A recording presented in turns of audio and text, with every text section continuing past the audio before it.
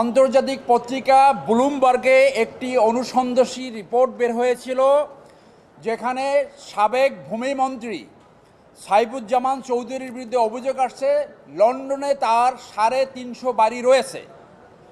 পত্রিকার রিপোর্ট অনুযায়ী অবৈধভাবে তিনি এই বাড়িগুলো করেছেন। বাংলাদেশের ইতিহাসে সম্ভবত এটা অন্যতম মানি লন্ডারিং কেস। এই দুর্নীতির বিরুদ্ধে অ্যাডভোকেট রিগান পাবলিক জনগণের স্বার্থে একটি রিট আবেদন করে। দুইটি কোর্ট কোনো আদেশ প্রদান না করায় তিনি মাননীয় প্রধান বিচারপতির কাছে একটি আবেদন করেন। সেই আবেদন অনুযায়ী এই রিটটি শুনানির জন্য মাননীয় বিচারপতি জনাব আবু তাহের সাইফুর রহমান সাহেবের কোর্টে পাঠান। সেই কোর্ট আজকে একটি আদেশ প্রদান করেছেন, দুদককে নির্দেশ দিয়েছেন